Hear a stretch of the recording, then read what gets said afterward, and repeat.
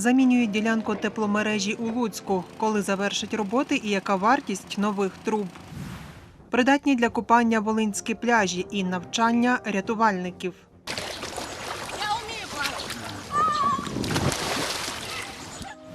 Останній дзвінок в умовах воєнного стану у Луцькій громаді. Ми усвідомлюємо те, що це наш останній шкільний вальс. Чесно, хотілося заплакати, коли танцюєш. Це вулиця Кравчука. Позаду мене тривають роботи із заміни тепломережі, яка експлуатується більше 30 років. Ділянка труби аварійна. Через часті пориви в опалювальний сезон місцеві мешканці залишалися без гарячої води та тепла. Були такі проблеми і в нашому домі, і в сусідніх. Ті, хто мав гроші і можливість, то ті встановлювали собі бойлери. А ті, хто ні, то я знаю, що багато людей гріли там в каструльках. Деколи було таке, що взагалі не було води ніякої, навіть холодної. Звісно, незручно, куди тут зручно, коли в тебе немає чим помитися. 6 разів за 4 роки комунальники усували тут пориви на тепломережі, каже головний інженер проєкту Василь Бублій. Розповідає, полатані, зіржавілі труби демонтували. Нові львівського виробництва готують до монтажу.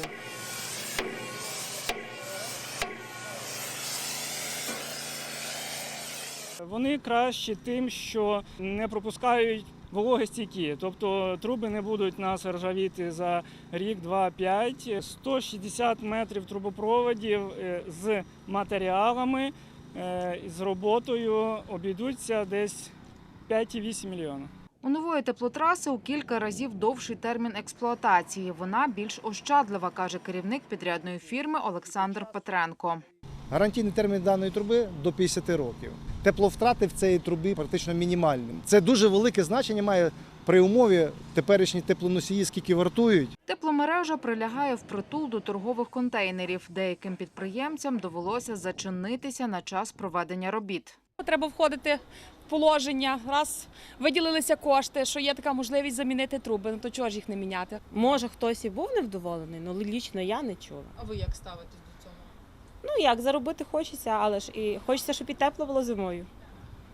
Так що вибираємо менше зло. Підрядник Олександр Петренко говорить, пообіцяли підприємцям завершити роботи якнайшвидше. 3 неділі плюс-мінус. Але кажу, якщо погодні умови зададуть, тому що от буквально на тому тижні скрили теплотрасу, пішов такий дощ, злива така, що в лотку просто по коліна було води. Дар'я Тимошкова, Петро Потієвський, Суспільне, Луцьк. Центральний пляж на Стеру та Теремнівський ставок у Луцьку – місця, де є рятувальні пости і офіційно дозволено купатися. На річці плавають люди. Дівчина на надувній іграшці заплуталась ногами в водоростях, не втрималась і впала в воду. Я вмію плавати.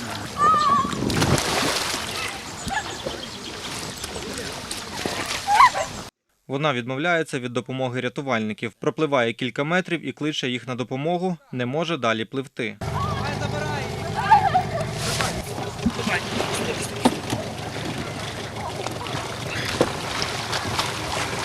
Спілкуватися із журналістами дівчина відмовилась. Роман Козак працює на рятувальному посту 3-й рік. Каже, такі випадки тут не вперше. Думав, що вона не вміє просто плавати.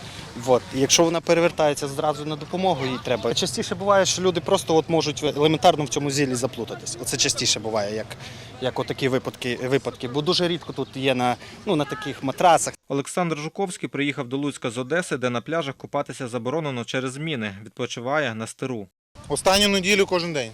Правил безпеки, каже, дотримується. Не ниряти, плити за течією, проти течії не плити.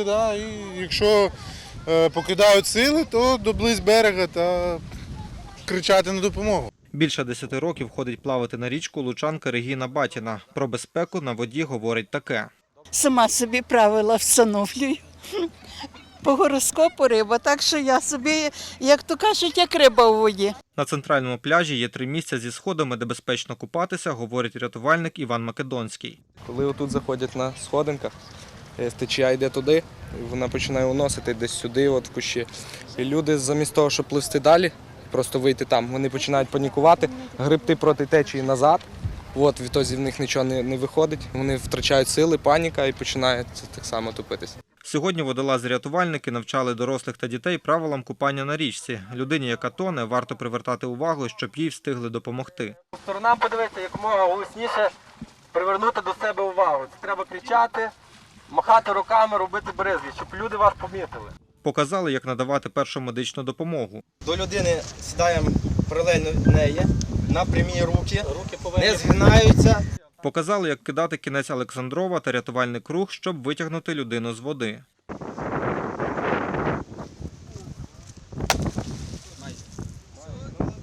Керівник групи водолазно-рятувальних робіт Іван Шевчук говорить, купальний сезон триває 9-й день. За цей час втопилася одна людина у Володимирі. Напередодні рятували жінку, якій стало зле під час плавання на Теремнівському ставку. Минулому році по Волинській області достали 24 тіла. Але це і зимовий, і літній період. Зазвичай люди, які впевнені і просто в шоковому стані хочуть надати допомогу, і коли неправильно це робити, самі стають потерпілими. Іван Шевчук каже, 19 пляжів на водоймах Волині визнані такими, де безпечно купатися, вони обстежені і обладнані рятувальними постами. Павло Мельничук, Сергій Данилюк, Суспільне, Луцьк.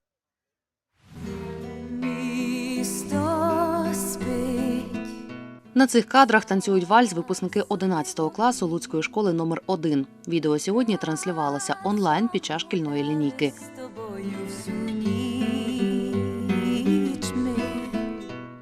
З випускниками, які виконали танець, кореспонденти Суспільного зустрілися на шкільному подвір'ї. Випускник Сергій Шепталов розказав, усі були одягнені у вишиванки. Те, що немає випускного, це, звичайно, шкода, але враховуючи обставини, то зрозуміло. Вальс Сергій танцював разом з Анною Ковалевич. Дівчина займається народними танцями. Розповідає, у 9 класі через пандемію випускного не було, зараз у країні повномасштабна війна. Відсвяткують, каже, усі разом після перемоги. Ми усвідомлюємо те, що це наш останній шкільний вальс, що вже ми не прийдемо в школу, не будемо сидіти за шкільними партами, не почуємо останній дзвінок. Чесно, хотілося заплакати, коли танцюєш. Вальс – це є завершення школи. І, напевно, через вальс можна сказати, що можна передати свої почуття. Вчителька хореографічного мистецтва Богдана Шолодько займалася постановкою танцю. Провели 3 репетиції. На 4-й, говорить, відбувалися зйомки. Минулого року було 33 пари. Цього року, на жаль, в зв'язку з нашою ситуацією сьогоднішньою, це всього-навсього 6 пар. Хлопці, деякі взагалі не танцюючі, вони не мали поняття, що таке рух танцювальний. Танцювала вальс і випускниця школи Анна Лахай. Дівчина до останнього дзвінка написала пісню. Школу не забудемо ніколи, школа в тобі добре, наче вдома. Почала над нею працювати торік у 10 класі. У кліпі знімалися і однокласники, які залишилися в Україні. За тиждень до випускного, так званого онлайн-дзвоника, я пішла на студію, записала на студії і зняла кліп. Відео усі охочі зможуть переглянути на сайті школи. Ініціативу дітей підтримує мама випускниці Наталія Наконечна. Випускний має бути в тому році, так, і зустріч, в якому випускаються діти. Шкода, але зараз вже якось, знаєте, націлені на інше. Директор школи Андрій Киця розповів, цього року у їхньому навчальному закладі майже 100 випускників. Зараз майже половина з них перебувають за кордоном.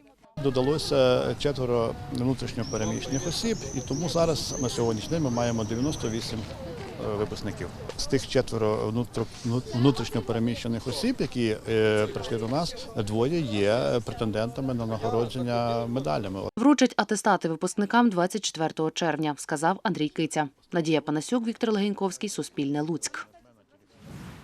Станом на 19 годину ситуація в області контрольована. Спроб перетину кордону військовими формуваннями з боку Білорусі на територію Волині не було, розповіла Суспільному речниця 6-го Волинського прикордонного загону Маргарита Вершиніна. За минулу добу на міжнародних пунктах пропуску у Стилух та Ягодин, що межують з Республікою Польща, оформили на виїзд 5300 людей. В'їхали в Україну 6,5 тисяч людей. 327 вимушено переміщених осіб прийняли на Волині за минулу добу, розповіла керівниця обласного департаменту соцзахисту населення Оксана Гобут. Усього з початку вторгнення російських військ в Україну Волинь прийняла 68 315 українців з областей, де тривають бої. Зараз в нашому регіоні можна поселити 5 тисяч людей.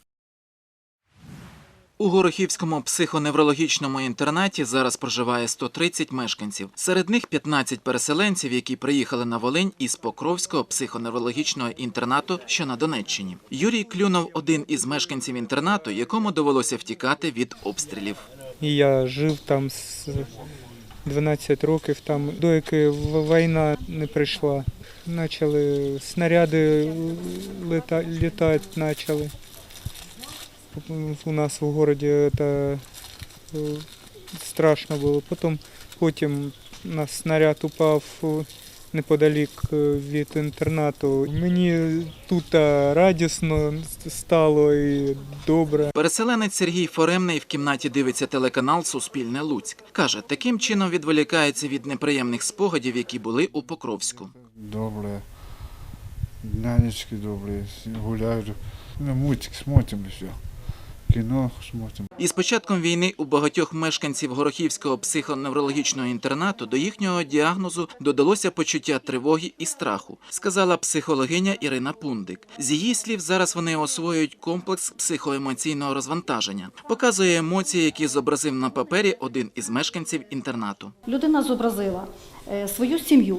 Тато, це мама, і це він, стрілочка, і це брат. Сьогодні він зобразив це у формі сонечка, тому що це було, далеко сьогодні немає, він лишився один. Це його будинок, який він був в ньому захищений. Це його друзі, але він мав їх зовсім мало, і один друг там лишився, він його зобразив. Це машину, яку він мав, і він з батьками також був щасливий в ній. Сьогодні він такої можливості не має, він тільки може мріяти. Розважають мешканців інтернату діти з лялькового театру «Дзвіночок». Колобок, ти справжній велетень. А й справді, я гусечко, ти справжня фея. Аби розмістити переселенців із Донеччини у Горохівському психоневрологічному інтернаті, довелося доставляти додаткові ліжка. Укрупняли наші кімнати. Якщо люди проживали по одному, по двох житлових кімнатах, то ми додатково доставляли ліжко, а то й два в кожну кімнату, аби розмістити наших гостей. У Горохівському психоневрологічному інтернаті проживають люди від 18 років. В'ячеслав Червінський каже, є всі умови для дозвілля і відпочинку. Я вчитель історії по професії, то шахи, читати книжки, моє любиме заняття. Класиків літератури європейської всіх прочитав. Я займаюся оригами, в'яжу ходників, от, будь ласка. Частина мешканців психоневрологічного інтернату допомагають військовим, передаючи власноруч зроблені роботи на передову, розказала директорка закладу.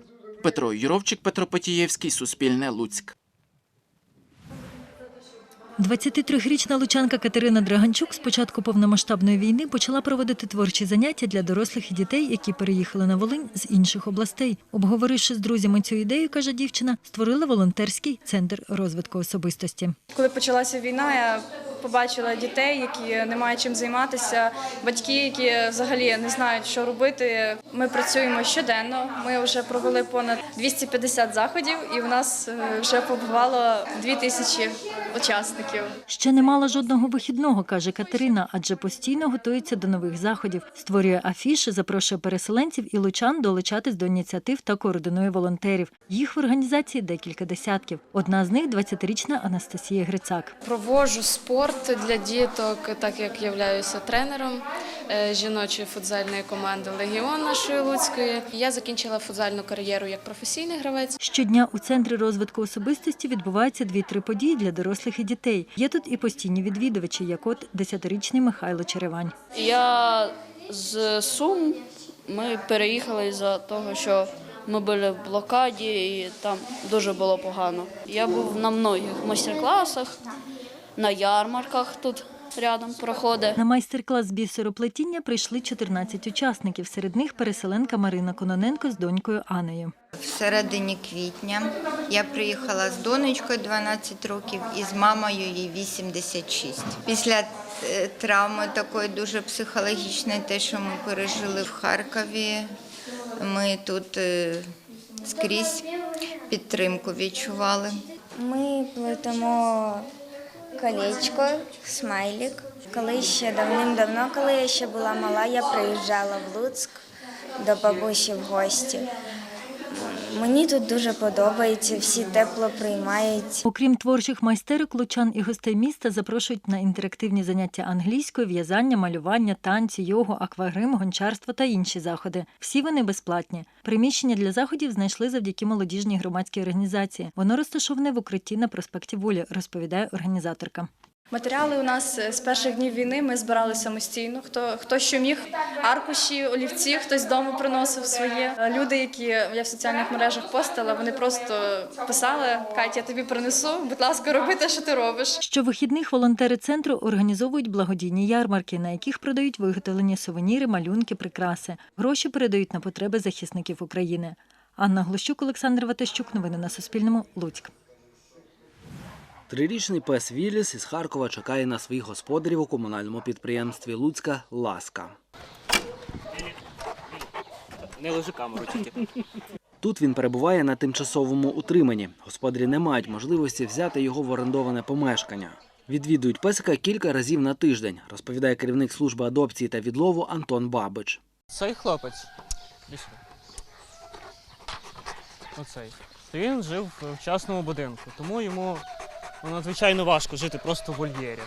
Тому ми його десь на півдня випускаємо, просто щоб він бігав собі по території. Коли тварина була 24/7 з господарем, то надзвичайно їй важко бути вже самій і в новій ситуації, особливості, коли вона бачить так багато собак. Вілліс відчув своїх господарів. Ще такого не було. Придумала. А може він машину свою почув? Ні, може вже вони приїхали?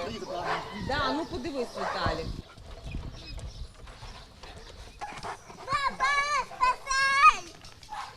Зараз у комунальному підприємстві «Ласка» є 20 тварин, яких господарі-переселенці привезли з регіонів, де тривають бої. Власники тварин приходять їх навідувати. З 24 лютого тимчасовий прихисток отримали понад 40 тварин, розповіла директорка підприємства Оксана Богданюк. Ми стерилізуємо для таких людей безкоштовно, вакцинуємо безкоштовно, перетримуємо безкоштовно рівно стільки, скільки їм потрібно. З того, що я бачу, то кількість тварин на вулицях збільшилася і кількість за рахунок збільшилася за рахунок потенційно власницьких тварин. Знайшли песика в імпровізованому паперовому ошейнику, заклеєному скотчем, де написано було: «Це покемон, йому 4 роки, ми виїхали». Коли сім'я Вілліса виїжджала через бомбардування росіянами Харкова, собаку взяли з собою. З ним їздять гуляти у парк. Ми, коли вибирали, ми були відповідальними, що ми беремо собаку не на тиждень. Це ж не плюшова собака, що положив її десь на шифонері, хай там лежить. Це жива істота, яку ти взяв, яка без тебе вже жити не зможе. І собака стала невід'ємною частиною нашої. Він мій друг, я його люблю. Євгенія Панасюк каже, у Луцьку живуть в орендованій квартирі. Тут їй вдалося знайти роботу в перукарні. Зайнятість допомагає і відволіктися, і заробити. Було дуже страшно, бо бомбили і поруч з нами, і літаки літали, там стіни дрожали, окна вилітали. Собака – це велика відповідальність, коли ти береш, воно до тебе прив'язується. Ви бачили, як вона нас зустрічала? Як дитина. Це жива істота, в неї є свої там емоції. Це як дитину виконати. Так от і собаку не можна таке робити. У Луцьку сім'я 3 місяці. Кажуть, за цей час Вілліс погладшав. Зараз важить 55 кілограмів. Панасюки чекають на перемогу, аби повернутися додому. Вадим Панафідін, Віктор Леньковський, Суспільне, Луцьк.